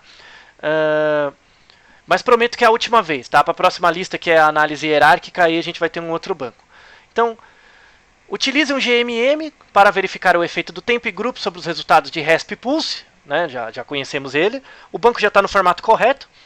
Vamos fazer como nas outras vezes. Eu vou fazer toda a análise para o RESP. Tá? E convido os senhores e as senhoritas para reproduzir as análises para o Pulse. Tá? Então eu vou fazer com uma variável dependente, vocês fazem com a outra. Tá? Porém, antes disso, antes de fazer o modelo, que a gente já fez em outro banco, né, você terá que descobrir qual a melhor matriz de covariância que o modelo deve aplicar aos dados. Então, você vai rodar o modelo 4 vezes. Você vai rodar o modelo usando matriz simétrica, matriz de covariância simétrica, né, matriz AR1, matriz diagonal e matriz não estruturada. A gente vai rodar as 4. Eu vou rodar as 4 usando o RESP, depois vocês rodam usando o RESP e o Pulse. Tá? Aí a B. Os resultados deram igual para as 4 matrizes? Se não, por quê? Tá? Qual modelo será o escolhido? E aí descreva os 3 critérios diferentes, né? Baseado no AIC. Então, a gente vai pegar as tabelinhas... Nessa questão B, você vai pegar as tabelinhas do AIC para os 4, colar aqui embaixo, ver qual AIC é menor. O AIC menor indica uma melhor aderência. Né? E esse é um critério. Por exemplo, qual dessas 4 matrizes de covariância é melhor? Sei lá, um critério que eu posso estabelecer é usar o AIC menor. Então eu calculo o AIC de cada uma, o AIC menor é a matriz que eu escolho. Tá? Sentido teórico, quando você fala por sentido teórico, quer dizer o seguinte. Eu estou estudando o RESP. RESP é uma medida de respiração. Então, por exemplo, vou dar uma justificativa. Eu espero que ao longo do tempo, como é uma medida de respiração, e eu estou avaliando o efeito de uma droga também, eu acho que a droga vai ter um efeito constante, né, aditivo, né, vai aumentando ou diminuindo, aditivo, mas constante na taxa de respiração. Então, sei lá, se essa respiração for uma variável relacionada com função pulmonar, tá? A função pulmonar dos pacientes vai aumentando gradativamente ao longo do tempo. Eu vou ter a minha variável dependente, ela vai aumentando ao longo do tempo gradativamente. E isso pode ser algo que me faça pensar que a R1 é maior. É uma matriz de covariância melhor. Tá? Por exemplo, isso quer dizer o sentido teórico. Tá? O terceiro, que é a parcimônia, é o seguinte. É quando você roda o banco de dados com cada um deles e só um deles converge. Então, nesse banco de dados isso não vai acontecer. Tá? Então, pela parcimônia, você não vai usar esse critério. Mas, às vezes acontece de você rodar o não estruturado, não converge. Roda o AR1, não converge. Roda, sei lá, o simétrico, não converge. Aí roda o diagonal e converge. É o único que você consegue estimar alguma coisa. Então, por parcimônia, esse é o modelo que eu vou usar. Tá? Então, os 3 critérios são esses. O sentido teórico, o AIC, que é só olhar os valores, e a parcimônia. Tá? Então, a gente vai escrever um resultado sobre isso.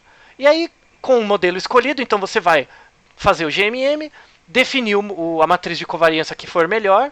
Né? Pode ser que uma dê para o RESP e outra dê para o Pulse. Não tem problema. Tá? E aí você vai descrever os dados, justificando por que você escolheu a matriz de covariância. Então aqui a gente vai fazer um texto juntando a B, né? Juntando a justificativa que a gente escolheu na B. Certo? Muito bem. Então vamos para os dados em si. O banco de dados já está aberto, né? Aqui bonitinho. Aqui, né? Veja só. Então vamos à execução, à fazedura do teste em si. Né? Então temos aqui Analyze, finalmente, Mixed Models Linear. Tá? Analyze Mixed Models Linear.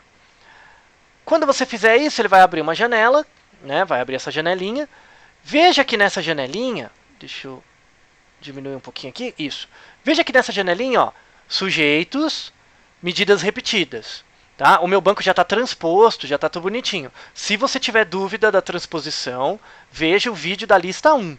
Tá? Reveja o vídeo da lista 1 que eu mostro como você faz a transposição dos dados aqui para arrumar o banco para fazer o GMM e o GE. Tá? Então, os meus sujeitos eles vão ser o ID, né? A variável ID são os sujeitos. O meu fator medido repetido é o tempo. Tá? Porque eu estou observando ao longo do tempo, esses são os meus sujeitos. Veja que agora abriu a matriz de covariância. Essa relação entre o tempo aqui assume que matriz de covariância? Veja, peraí, deixa eu arrumar um pouquinho aqui. Você vai ver, ó, eu estou mexendo aqui, ó, você vai ver que tem vários tipos. Tem vários tipos de matriz de covariância. Quando você clicar aí e abrir, tem vários tipos. Muito mais tipos do que o que eu falei. Deve ter uns 15 tipos aqui. Tá? Eu falei só dos principais. Então, vamos começar fazendo com a matriz simétrica. Tá? Vamos pegar a matriz simétrica. Deixa eu só arrumar aqui embaixo. Jogar aqui. Vamos fazer primeiro com a matriz simétrica. Então você vem lá no tipo de matriz de covariância, Compound Symmetry. Tá? Coloca aqui Compound Symmetry e continue. Tá? Aí, quando você fizer isso, ele vai abrir outra janelinha para você. Aqui. Tá? Abriu outra janelinha. Na variável dependente, você coloca o resp, é bem parecido com o GE, né? Lembra, eu vou fazer com resp, depois vocês fazem com pulse. Quais são os fatores que eu tenho? Fator droga, fator tempo. Tá? Aqui, ó, olha esses dois botões. Fator fixo e fator aleatório, tá vendo? Tá? Já vou adiantar uma coisa aqui. Se eu quiser colocar o indivíduo como fator aleatório, tá? Imagina que o indivíduo está atrapalhando. O indivíduo é um fator aleatório para mim. Para mim vale a pena. Eu vou colocar ele aqui junto no fator. Tá? Você vai colocar o indivíduo aqui no fator. Tá? Eu quero ver o efeito dele.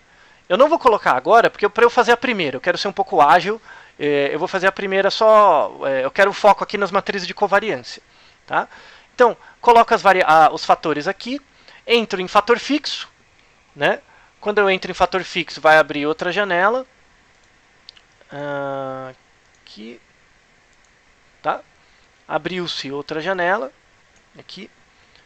Do fator fixo, ó, eu tenho o efeito da droga e do index, que é o tempo. Seleciono os dois, deixo aqui marcado em fatorial e ponho em adicionar. Então ele vai me dar o efeito da droga, do tempo e da interação. Tá? Droga, efeito, tempo e interação. Dou continue. Beleza? Eu vou considerar que droga e tempo são fatores fixos. Se eu quiser considerar algum fator aleatório, eu posso entrar aqui no random, que é a tabelinha do fator aleatório. Tá? Aqui, a tabela do fator aleatório, vai abrir essa janela. Opa, aqui, vai abrir essa janela. Tá? Diminuir ela um bocadinho. Veja, ó, fator aleatório. Eu posso colocar, por exemplo, o drug como, se eu adicionar aqui, eu posso colocar ele como um fator aleatório também. Tá? Você não pode, o modelo dá erro se você colocar a mesma variável como fator fixo e aleatório. Ele vai dar erro, obviamente. Mas veja que o ID, que são os sujeitos, está aqui. Tá? Na verdade, o ID ele tem que aparecer aqui em cima. Tá? Se o ID aparecer aqui, você jogar ele como fator aleatório, aí você vai ver o efeito do indivíduo como fator aleatório. Tá? Mas repare que tem uma coisa interessante. Você tem como estabelecer uma matriz de covariância para os fatores aleatórios diferente da matriz de covariância que você utilizou para as medidas repetidas, que é aquela primeira janelinha que a gente abriu. Tá?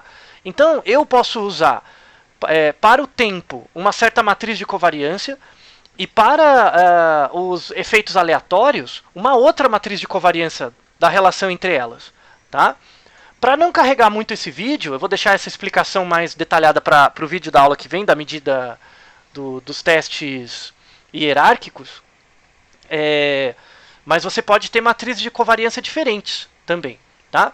Então, eu não vou clicar em nada aqui, eu vou considerar os dois fatores como efeitos fixos. Tá? Aqui. Mas você tem a opção do aleatório também. Então, se eu quisesse que o indivíduo fosse parar no efeito aleatório, se eu quisesse que o indivíduo fosse aparecer ali, né, naquela janela, eu tenho que colocar o ID aqui dentro. Tá? Se eu colocar o ID aqui dentro, ó, só para mostrar, quando eu clico no random, ele aparece ali. Tá? Ele aparece aqui embaixo, aí eu posso jogar ele do lado como efeito aleatório. Tá? Mas eu não vou fazer isso para não atrapalhar. Beleza, então fixo e aleatório já foi. Estimação, a rigor, não precisa clicar nada, vamos no Statistics. No Statistics, você vai clicar em duas opções. Você vai clicar... Duas não, três. Três opções aqui, né?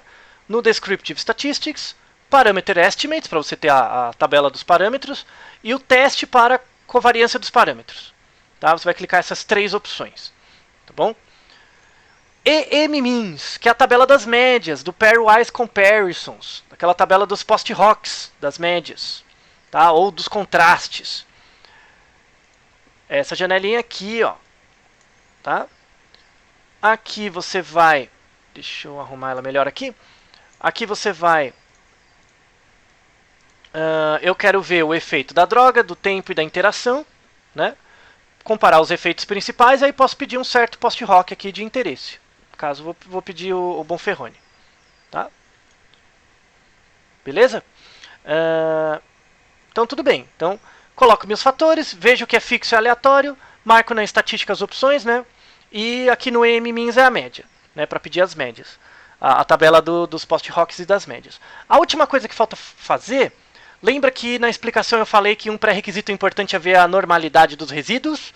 Então, para ver a normalidade dos resíduos, a primeira coisa que você tem que fazer é clicar no Save. Você vai clicar na tabelinha do Save. Vai aqui no... Vai abrir essa janelinha. O que você quer? O que quer dizer o Save? O Save é que você vai salvar no banco de dados alguma coisa. Tá? E o que você quer salvar no banco de dados? Olha aqui, os resíduos. Ah, é isso aqui que eu precisava, então você vai salvar os resíduos. Quando você deixar marcado aqui der continue, né, ele vai salvar no banco de dados o resíduo. Tá bom? Ele vai salvar no banco de dados o resíduo. Então ele vai gerar no banco de dados aqui mais uma coluna com o resíduo. Tá? Então conseguimos aqui fazer nossa análise. Né? Isso é o que você precisa saber. Então vamos dar OK. Vamos para o output. Cadê o output? Está aqui. Né? Vamos ver o nosso output. Então, o que temos? Vamos na primeira tabela. Ó. Mixed Model Analysis. Aqui, vamos aumentar um pouco mais. Aqui, tá bom. Veja que interessante. Ele vai te dar os dados descritivos. Né? Então, sujeito 1, RESP 1, 2 e 3, grupo, droga. Ele foi medido uma vez em cada um, tem um total de 3 medidas e a média das 3 medidas. Então eu tiro a média desses 3 valores e obtenho essa média final e o desvio padrão. Esse é o coeficiente de variação. Para quem não sabe, o coeficiente de variação ele é o desvio padrão, né? Ele é esse valor aqui, o desvio padrão, dividido pela média. Se você pegar se você pegar 0,05 e dividir por 3,33... né, e multiplicar por 100, né, vai dar esse valor aqui, 1,7, em torno de 1,7. Tá? Então é o desvio padrão dividido pela média, que é um indicador do quanto esse indivíduo variou. Né? Se você olhar, ó, cada indivíduo vai ter um valor de coeficiente de variação, tá vendo? Esse indivíduo, por exemplo, não variou nada, porque todas as medidas dele ao longo do tempo foram iguais. Ele não teve variação, então logo o coeficiente de variação é zero. O que você tem que dar uma olhada nesse coeficiente de variação? Você tem que ver se tem algum indivíduo que escapa. Ó, esse variou um pouquinho mais, variou 3%, mas não é muito. 0, 1,8, tá? Então você olhando que dentre os meus 12 sujeitos, meu N é pequeno de verdade, de propósito para mostrar isso. Parece que os indivíduos não variaram muito. Tá? E se você olhar os totais, né, que é a comparação de grupo, né, juntando todo mundo, você vê que também não tem uma grande variação. Tá? Então, um primeiro critério inicial para você ver se vale a pena colocar o sujeito como fator aleatório é olhar esses coeficientes de variação aqui. Parece que os indivíduos não variaram muito. Tá? Então talvez não valha a pena colocar eles como fator aleatório. Tá? Isso é um primeiro critério. Muito bem. Aqui ó, é a tabelinha do AIC. Né? Então eu vou copiar copiar essa tabela, e vou colar. Eu vou deixar ela colada já, né, lá no Word. Eu vou colar ela aqui. Então, essa primeira tabela, eu fiz... Essa tabela do AIC foi feita em função do modelo simétrico. Certo? Da matriz de covariância simétrica. Tá? Já vou deixar ela salva aqui para né? Para ficar bonitinho. Então, o que eu preciso fazer até agora, como eu quero comparar as matrizes de covariância, vou parar aqui, não vou continuar para não alongar muito, tá? Volto de novo, vou voltar lá no banco de dados aqui, volto no banco de dados, vou rodar tudo de novo. Isso aqui é uma boa forma, um bom jeito para você treinar. Volto aqui, ó, troco o segundo do Compound Symmetry, é o AR1. Segundo, eu venho aqui, troco para o AR1, ó, mudou, AR1, continue, já estão todas as opções marcadas, dou OK. Tá? Volto lá na tabela, na tabela aqui do teste, vejo, volto lá na tabela do critério, da informação aqui, né, do AIC, copio a tabela, colo lá, peraí, deixa eu copiar aqui, copy, cola lá já a tabela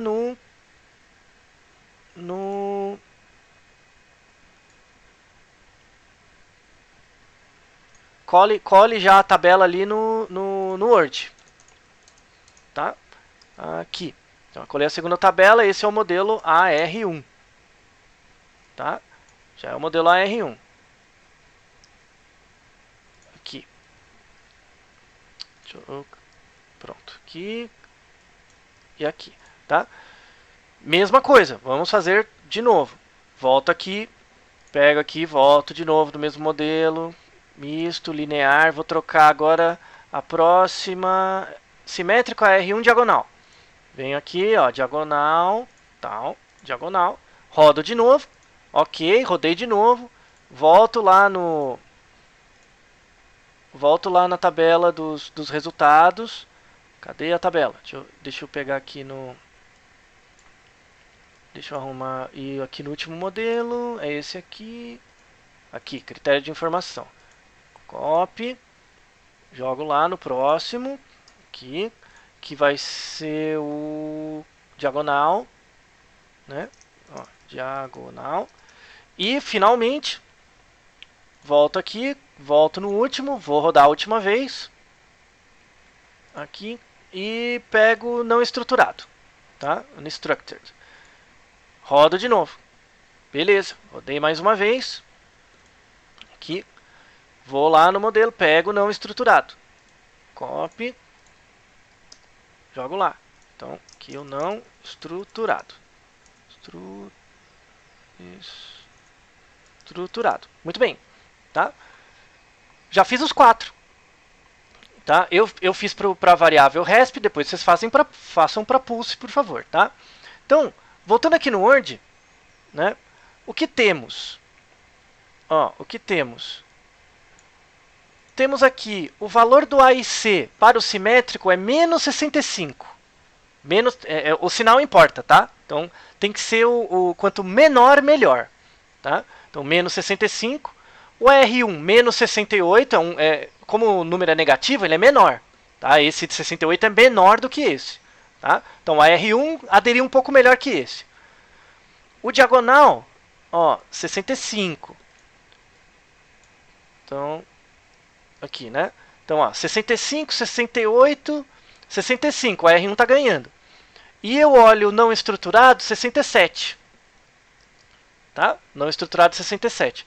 Então, parece que, utilizando o critério do A e C, B e C, né?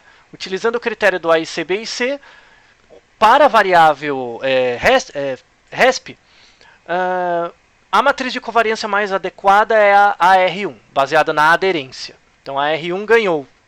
Tá? Melhor a aderência. Tá? Depois vocês fazem para a outra variável dependente, o pulse, para verificar se deu igual. Tá? Se é a mesma matriz de covariância ou não. Tá? Então, como eu já rodei os 4, vou escrever um texto rápido aqui só para justificar. Então, ó, primeira coisa, se eu for basear a escolha para a matriz de covariância baseado na parcimônia, tá? O que acontece? Os 4 modelos convergiram. Tá? Os 4 modelos não deram erro, deram tudo certo. Tá? Se os 4 modelos convergiram, não tem nenhum assim mais parcimonioso do que o outro. Todos eles convergiram. Então, o critério da parcimônia ele não vale. nesse caso. Se eu não tenho um modelo mais parcimonioso, ele para mim não vale. Tá? Não sobrou, não ficou um. Não sobrou só um modelo. Tá? Eu tenho 4 para decidir. Então o critério da parcimônia, nesse caso, não é adequado. Tá? O sentido teórico. Né? Se eu quiser pensar no sentido teórico. Né? Eu fiz para a variável resp. Né? Essa variável resp é uma variável que mede respiração. Então eu estou avaliando a respiração ao longo do tempo e também o efeito da droga. Tá? Eu vou escrever algo assim. Ó, considerando que a variável dependente resp representa uma medida respiratória de um grupo de pacientes que tomaram e outro grupo que não tomou a droga. Tomou a droga? Espero, com base no artigo, aí pense uma bibliografia aqui como justificativa. Com base no artigo ou em dados anteriores, coisas assim, que no grupo droga, ao menos o efeito da droga, né, é aditivo e constante ao longo do tempo.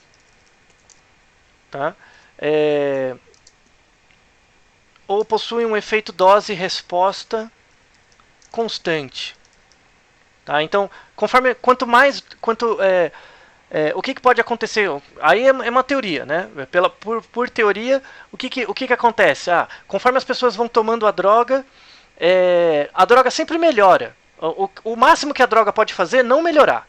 Então a pessoa ou fica numa reta, ou ela vai subindo, ela vai melhorando, ela nunca piora. Tá? A droga não tem um efeito, uma contraindicação muito baixa, muito pequena. Tá? Então a droga sempre vai oferecer ou uma não melhora, ou uma melhora aditiva, constante, tá? Que tem um efeito da dose. Então, conforme vai aumentando a dose, ela vai aumentando um pouquinho o efeito também. Essa definição, essa explicação teórica tem muito a ver, né? Tem muito a ver com a definição da matriz de covariância R1, né? Que foi o que eu expliquei no slide. Então, pelo sentido teórico, decido que a matriz de covariância AR1 vai ser utilizada. É uma outra forma de descrever. Tá? Essa parte aqui, dessa explicação do sentido teórico, parcimônia, esse textinho é colocado nos métodos. Tá? Você não põe isso no resultado, você põe no método. Tá bom? E define lá que você vai usar essa matriz de covariância e acabou. Tá? E o AIC, né, com base no critério do AIC, você pode descrever algo assim. Foram considerados 4 tipos de matrizes de covariância, né? E o modelo com melhor aderência foi com base no AIC, foi o modelo com uso da matriz de covariância AR1. Tá? Então a gente vê que pelo critério do AIC e pelo critério do sentido teórico, a gente tem uma concordância na escolha da matriz. Tá? Na verdade, essa discussão sobre o tipo de matriz, de escolher, é uma discussão bem técnica mesmo, né? Que eu fico muito feliz de poder fazer isso para os alunos do curso 2, porque de fato é uma coisa que é importante, ela faz diferença nos modelos. E que bom que a gente tem alunos ou pessoas interessadas em pesquisa com um nível de entendimento grande o bastante para entrar no mérito dessa discussão. Ela vai ser cada vez mais frequente e importante. Então não é uma coisa da qual você vai se furtar por muito tempo. Tá? No entanto, essa discussão, por exemplo, de quando escolher, o que você faz, Não tem muita literatura sobre isso. Tá? Eu coloquei na descrição do vídeo 2 textos, né, que falam um pouquinho, mas não tem muita discussão formal. Assim, ou mesmo reflexões mesmo sobre tipo de matriz de covariância e tal. Tá? Então essa é uma oportunidade que você tem em poucos lugares de ter acesso a esse tipo de informação sobre técnicas ou métodos para tentar decidir, justificar, escrever no artigo sobre que tipo de matriz de covariância você vai usar. Tá? Uma sugestão inicial, claro que esse método que eu estou usando não é o melhor, não é definitivo, nem nada disso, mas é um método possível. Apresente esse método, caso você tenha que se bater com esse tipo de problema, apresente esse método para outras pessoas. Eu vi num vídeo que para escolher a matriz de covariância eles usaram, a pessoa lá que falou utilizou esses 3 critérios. Será que vale a pena? Discuta com outras pessoas, tá? E se possível coloque nos comentários também, coloque perguntas, sugestões, críticas sobre esses métodos, porque pessoalmente eu não achei muitas alternativas que não essas. Tá? Seria muito legal encontrar outros tipos de alternativa também. Muito bem. Então, fizemos a A, né, que é rodar o teste. Fizemos a B, que é comparar. Né? Agora falta a C, que é fazer a descrição do modelo final. Então, o modelo que a gente ficou, final, a gente vai fazer com a R1. Tá? Então, vou rodar novamente só com a R1. Muito bem, então voltamos aqui no SPSS. Cadê? Aqui. Voltamos no SPSS.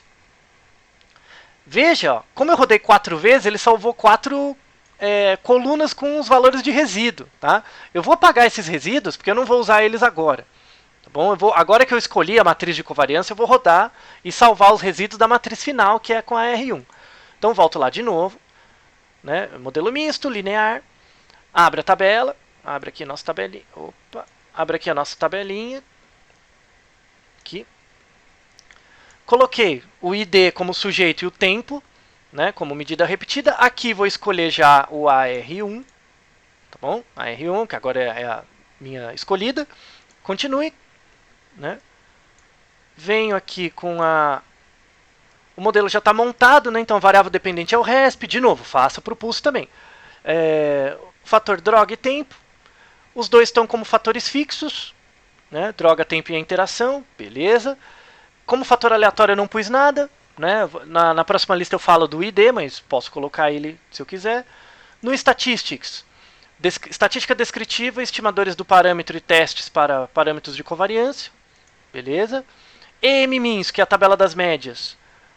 Vou ter droga, tempo e interação, está aqui, pedi Bonferroni, tudo mais. E o save, pedi para salvar os resíduos. Depois vou mostrar como ver a normalidade deles. Tá? Então, beleza. Rodamos o teste. Rodamos o teste aqui. Né? Deixa eu voltar aqui na última tabela. Então, temos a tabela dos dados descritivos, coeficiente de variação. Muito bem. Isso aqui é a mesma coisa. Né? Temos o A e C, que já analisamos isso aqui, já decidimos. Agora a tabela dos efeitos fixos. Né? Tem efeito da droga? Isso para o RESP. Tá? Tem efeito da droga? Sim, deu significante. Temos efeito da droga. Então, o fato de pessoas terem tomado ou não a droga gerou diferença no RESP. Teve diferença no index, que é o tempo? Não. Então, o que parece? Que pessoas que tomaram a droga versus pessoas que não tomaram tem diferença. Mas isso aconteceu independente do tempo. Não aconteceu depois da primeira medida. Tá? Tem efeito da interação? Não. Não tem efeito da interação. Então parece que o efeito significante para a variável RESP é a droga. É só a droga. Aí temos os estimadores de efeito fixo, né, que é o que a gente viu nas últimas 2 listas, mas vamos relembrar novamente. Não custa nada. Aqui a gente tem um estimador, que é o beta da equação, comparando droga 1 e droga 2. Esse valor aqui, o 0,08, é a diferença entre a média do RESP entre a droga 1 e a 2, entre o grupo 1 e 2. Tá? Então podemos dizer que, em média, o grupo 1 tem um valor de 0,08 pontos de RESP a mais, em média, do que o grupo 2. Esse valor é significante aqui. Tá vendo? Aqui a gente tem um intervalo de confiança também. Veja o RESP. O RESP não deu significante. Mas a gente está comparando aqui o 1 com o 3 e o 2 com o 3. Vale a pena lembrar. Tem casos, a gente viu isso na lista passada, mas tem casos em que a significância da interação aqui dá significante esse valor, só que você vai olhar aqui embaixo não dá nada. Tá? Por que que isso acontece? Duas razões. A primeira razão pode ser por um problema de tamanho da amostra, de poder.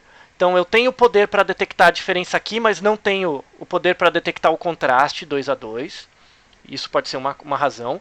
A segunda razão, que é mais provável, aqui dá significante, só que aqui embaixo, lembra que eu estou comparando o 1 com 3 e o 2 com 3? Tem uma comparação aqui que eu não estou fazendo, que é entre o 1 e o 2.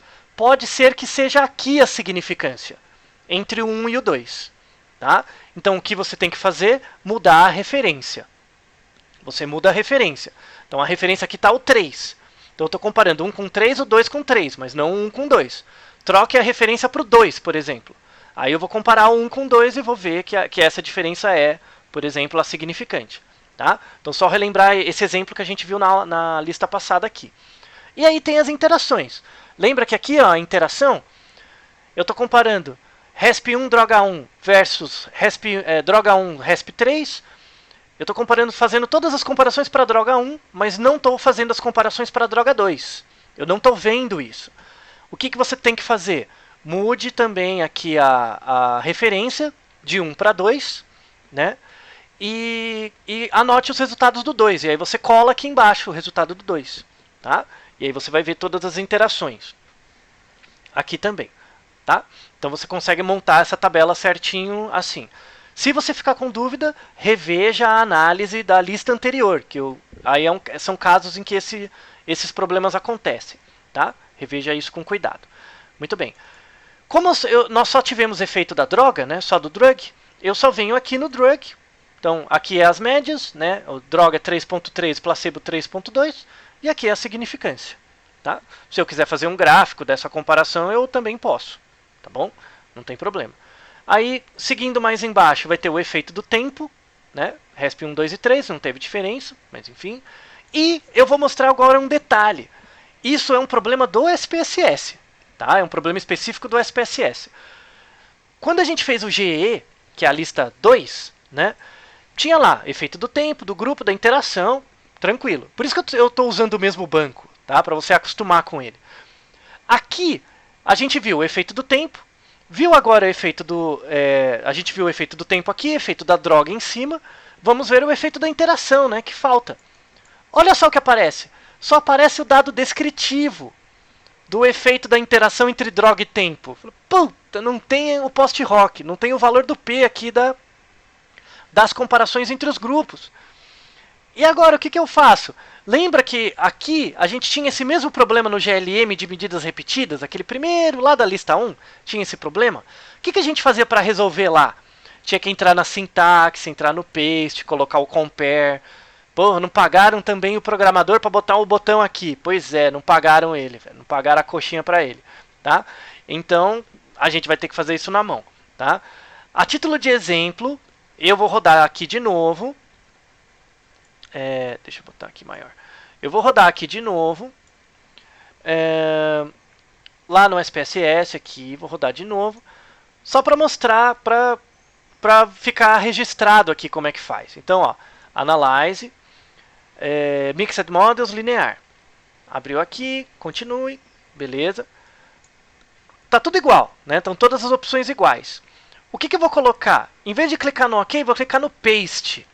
Quando eu clicar no Paste, vai abrir uma janela da sintaxe. Deixa eu adicionar ela aqui para vocês verem. Vai abrir o raio da janelinha da sintaxe. Olha lá aí. Eita, Lili. Achei que estava livre de você. Não, voltei. Tá? Aqui é a janelinha da sintaxe. Deixa eu arrumar aqui para aumentar, para vocês verem um pouco melhor. Aí sim, hein? Tá? Ó, modelo misto, tal. Veja aqui, ó, EM-MINS, igualzinho do GLM. EM-MINS, ó, droga, tem efeito compare, Bonferroni, index, só que a interação não tem. Então vamos escrever compare, abre parênteses, você pode colocar o drug ou o index, drug, ADJ, Bonferroni, tá? Então, exatamente igual ao GLM de medida repetida. Tá? Então, adicione essa linha, adicione essas informações e aí você vai ter o post-hoc da interação. Só para confirmar, vou selecionar o texto e dar play. Né? Vou lá aqui no output. E você vai ver agora, ó, quando eu rodei de novo o teste, se eu for lá no final, ó, aqui tem o dado descritivo da interação drag-tempo e agora tem o post-hoc. Tá? Tem o post-hoc. Veja que aqui deu significante, tá vendo? Ó? Veja que aqui deu significância das medidas, só que lá em cima não deu. Tá? Lá em cima, quando eu vou olhar tanto aqui, né, que é o estimador de efeito fixo, quanto o teste aqui, como aqui não deu significante nem aqui, não considere significante lá embaixo. Esse é um problema do poder do teste, porque a amostra é muito pequena, são só 12 pessoas. Tá? Muito bem. Então, lembre que aqui você vai ter que usar o compare também, não pagamos o programador, tá? No caso do SPSS. No caso de outros softwares, a gente não tem esse problema. Muito bem. Agora, vou apagar aqui o resíduo 2, porque eu rodei 2 vezes por causa da sintaxe. Lembra que eu salvei o resíduo? Né? Finalmente. Eu quero saber se esse resíduo tem distribuição normal, né? É legal saber isso, agora que você falou, né? Que eu vi que é um pré-requisito importante, eu estudei por conta, vi algo que é realmente importante e tal. Então, temos que saber se essa variável tem distribuição normal ou não. Eu podia aplicar um teste de normalidade aqui, sei lá, um Shapiro-Wilk, alguma coisa assim? Podia. Mas eu vou recomendar, que é mais utilizado nesse caso, que é fazer um gráfico. Tá? A gente faz análise gráfica para ver, no caso dos resíduos, para ver normalidade. Então eu vou, como eu mostrei nos slides, né? Vamos fazer um qqplot. Onde está o qqplot? Analyze, Descriptive, Statistics. Olha o qqplot aqui, lá embaixo. Clique aqui, né? Analyze, Descriptive, qqplot. Tá? Ele vai abrir uma janelinha e eu já vou mostrar uma coisa massa, viu? Vou mostrar uma coisa massa que na lista 5 eu vou voltar nisso. Mas já vou deixar aqui adiantado registrado. Essa aqui é a janelinha, né? Qqplot, eu quero fazer um qqplot do resíduo. Então é só jogar o resíduo aqui, né? Eu quero saber se o resíduo é normal, né? Então eu quero testar versus uma distribuição normal. Tá? Olha que legal quando você clica nesse botão. Ele não testa só se... O qqplot não serve só para testar a normalidade. Ele serve para ver um grau de ajuste de uma certa variável dependente com todos esses tipos de distribuição, gente. Então, por exemplo, eu tenho uma variável dependente, o RESP. O RESP não é normal. Sei lá, eu fiz um teste ou fiz o qqplot mesmo considerando normal e não é normal. Tudo bem, se ela não é normal, fazer o quê? Mas que tipo de distribuição ela tem? Será que ela tem distribuição gama? Aí eu vou fazer um outro qqplot jogando para gama e vejo se adere. Será que é uma distribuição exponencial? Né? Acho que tem exponencial aqui. Tá? Testa lá para ver se é exponencial, entendeu? Então, isso aqui também te ajuda a tirar dúvida sobre que tipo de distribuição seus dados têm. Você pode fazer um qqplot ajustado para uma distribuição de interesse. Guarde isso, que é uma informação importante. Tá? A gente vai usar isso na lista 5. No nosso caso, só quero saber se o resíduo tem distribuição normal ou não, né? E aí eu escolho normal aqui e dou OK. Tá? Vou lá no output de novo. Aqui, né? Tal. Vou lá no output, ele vai fazer o gráfico para mim. Ó. Esse é o gráfico do qqplot. Para aqueles que têm dificuldade no qqplot, depois eu vou fazer na parte teórica eu também vou falar um pouquinho disso. Mas o que é esperado? Essa linha diagonal aqui, né, essa linha crescente, esses pontos são as observações. Tá? Então eu tenho aqui 4, 5, 6, 7, 8, 9, 10, 11, 12, 13, 14. Eu tenho, acho que a minha amostra tem 14 pessoas. Tem que ter 14 pessoas, né? Sim. Tá? É esperado. Aqui, o que é por exemplo, um qqplot perfeito? é quando todos os pontos estão exatamente em cima da reta. Quando todos os pontos caem em cima da reta, é uma normalidade perfeita, tá? Aqui você dá para ver que os pontos escapam, né? Eles dão uma escapada. Então não é os resíduos não são tão normais assim. No entanto, veja que os resíduos têm um padrão, né? Ó, é como se esse grupo aqui fosse esse conjunto fosse um grupo de pessoas e esse conjunto é outro, tá? Então o que eu tenho? Eu tenho 4, 5, 6 aqui, 4, 5, 6 aqui. Aqui eu tenho 12 pessoas. Esse é o meu N. Meu N são essas 12 pessoas. Esses dois pontos aqui são pontos de ajuste. Eles não estão no banco de dados, tá? Meu banco são 12 pessoas, são essas aqui. Então, ó, claramente dá pra ver que tem uma diferença entre o droga e o placebo. É como se eles fossem grupos diferentes mesmo. E se você olhar, a variabilidade dentro de cada grupo é muito parecida, tá? Nesse sentido, observando que a variabilidade dentro de cada grupo é parecida e tal, apesar dos pontos escaparem um pouco, né, você pode considerar que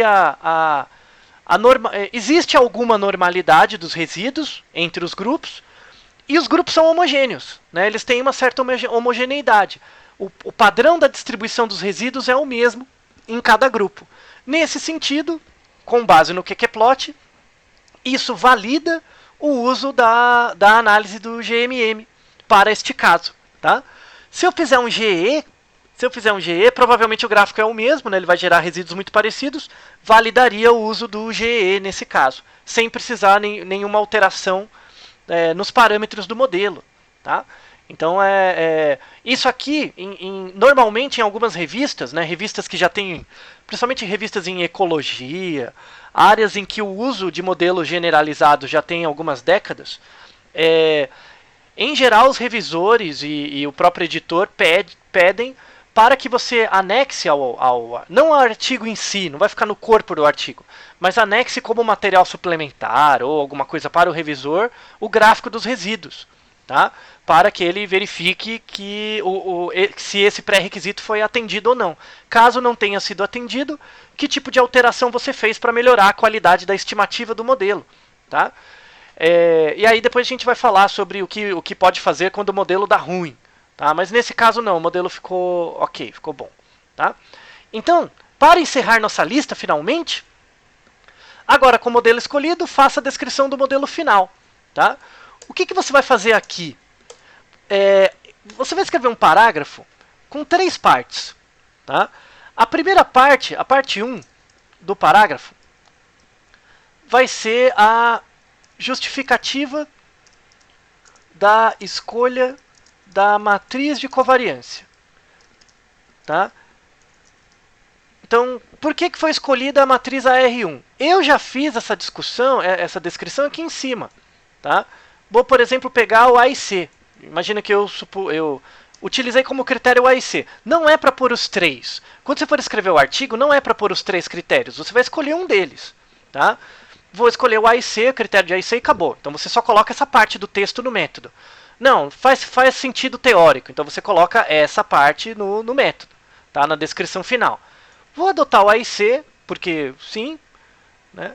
Então, a primeira parte da descrição final dos resultados é a descrição do AIC. Então, foi escolhido o AR1. A parte 2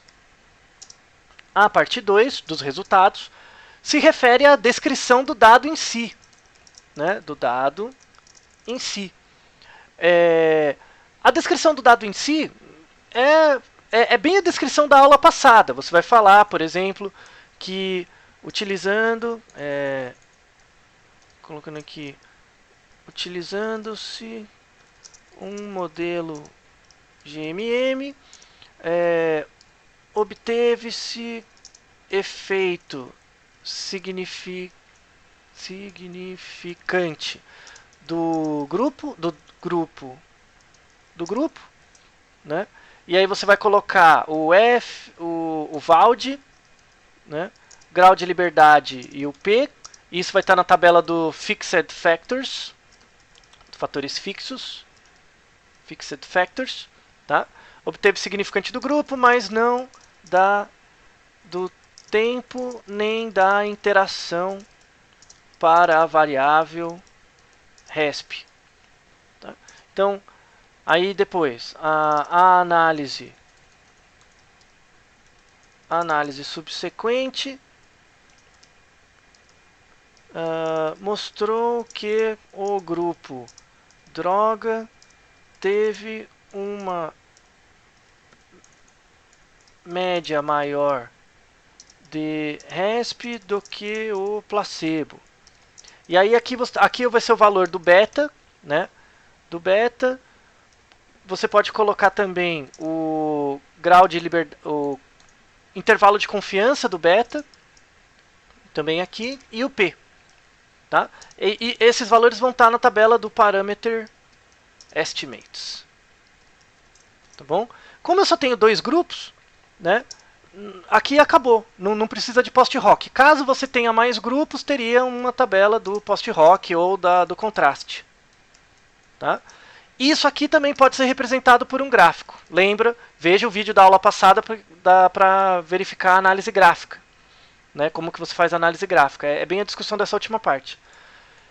Isso seria a parte 2. A parte 3 é falar da qualidade do modelo. Não só da aderência, mas falar da normalidade dos resíduos. Tá?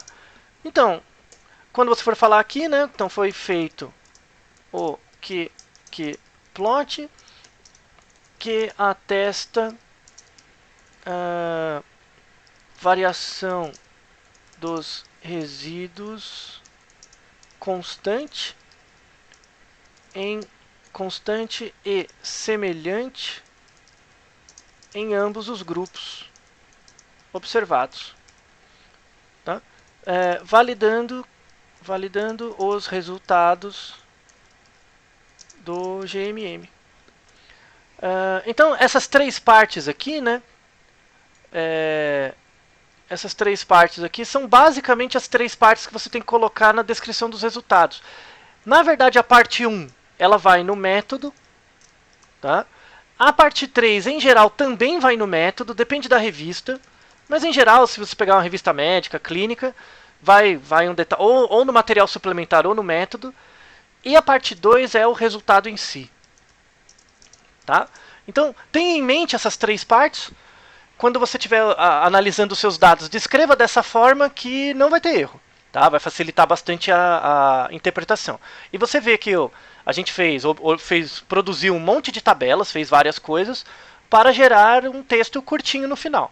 Tá? Então, você faz um monte de análises para ter um texto sucinto no final.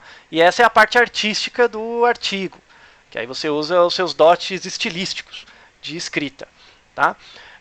A última coisa que a gente vai fazer agora, eu vou fazer agora, mas depois eu vou fazer de novo na próxima lista, tá? Da lista 4, que é para verificar se o sujeito é um fator aleatório ou não. Né? Como que eu faço para ver isso?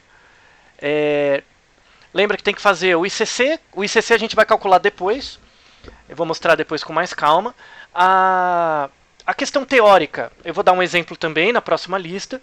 Mas o que a gente pode fazer agora é o gráfico dos indivíduos, dos dados individuais.